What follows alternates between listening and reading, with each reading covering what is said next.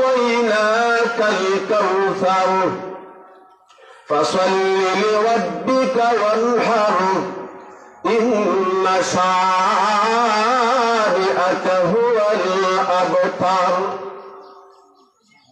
আল্লাহর নবী আল্লাহ রাব্বুল আলামিন সান্তনা দিল, আমার হাবিব কাফির বেঈমানেরা কখনো কাফির বেঈমানেরা ভাবছিল তুমি শেষ হয়ে গেলে তোমার নাম শেষ হয়ে যাবে।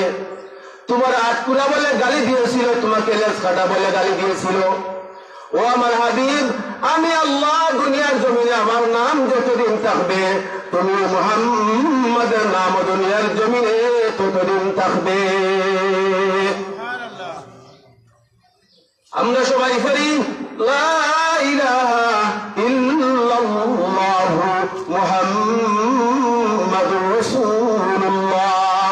আল্লাহ রাব্বুল আলামিন এত ইজ্জত আল্লাহর হাবিবকে দিয়েছেন, আল্লাহর নামের সাথে আল্লাহর হাবিবের নামকে যুক্ত করে নিয়ে আনিছেন।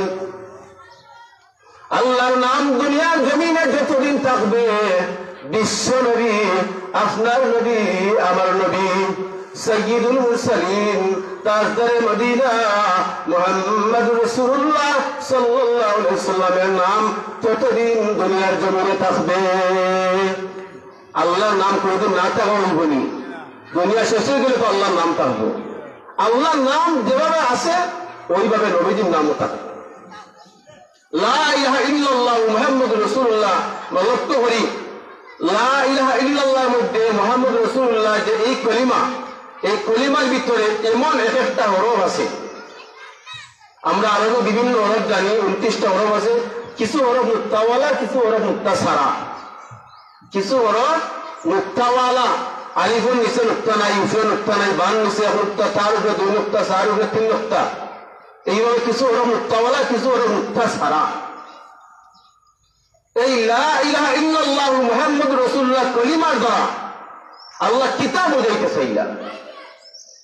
যেমন দুনিয়ার মানুষ আমি আল্লাহর খুদাইয়ের ভিতরে যেইভাবে কোন স্পট নাই, দাগ নাই, আমার হাবিব সাইয়্যিদুনা মুহাম্মদুর রাসূলুল্লাহ সাল্লাল্লাহু আলাইহি ওয়াসাল্লামের নবুয়তির ভিতরে, নবুয়তির জিন্দেগির মধ্যে কোনো দাগ নাই। নুক্তা থাকলে হরফটা দাগি হয়ে যায়। এই কারণে আল্লাহ তাআলার নাম লা ইলাহা